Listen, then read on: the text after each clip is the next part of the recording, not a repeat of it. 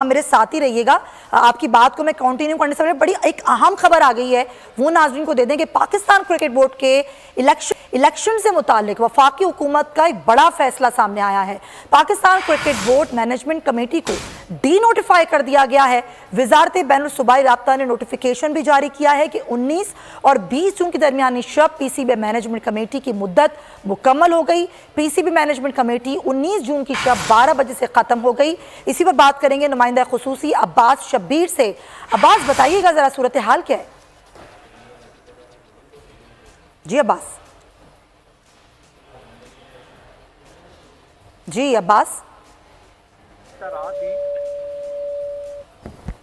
जी Abbas please बोलिए। जी बिल्कुल, जो गुज़िश्ता नोटिफिकेशन जारी कर दिया गया है कि जो मैनेजमेंट कमेटी है वो गैर फाल हो चुकी है और आज जो नजम सेठी की तरफ से अगर मीटिंग बुलाई जाती है ऑफिशियल या मीटिंग हो रही है तो वो गैर आईनी और गैर कानूनी होगी, क्योंकि जो नोटिफिकेशन जारी किया गया है उसके मुताबिक 19 जून यानी गुज़िश्ता रात ही मैनेजमेंट कमेटी जो है वो अपनी मुद्दत मुकम्मल कर गई थी और तहलील हो गई थी।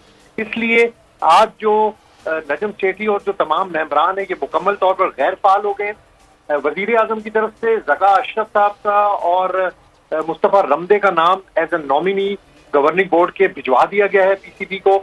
अब जो आज आखिरी दिन है मैनेजमेंट कमेटी का बकौल उनके, क्योंकि इस वक्त नजम सेठी और दीगर लोग क्रिकेट बोर्ड में मौजूद हैं, लेकिन कानूनी और आईनी तौर पर जो वजारत बैनुल-सूबाई राब्ता ने नोटिफिकेशन जारी किया है उसके मुताबिक गुज़िश्ता रात 19 जून शब 12 बजे से ये मैनेजमेंट कमेटी जो कि नजम सेठी की सरबराही में काम कर रही थी मुकम्मल तौर पर गैर फाल हो चुकी है।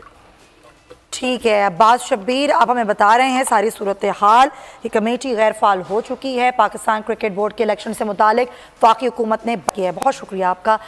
जी डॉक्टर साहब प्लीज़ कंटिन्यू कीजिएगा अपनी गुफ्तगू।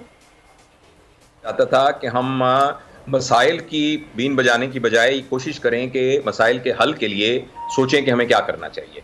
वो मैं 2-3 बातें आपसे अर्ज कर देता हूँ। एक तो यह है कि हमारे जितने नौजवान हैं उनको जो उनकी स्किल है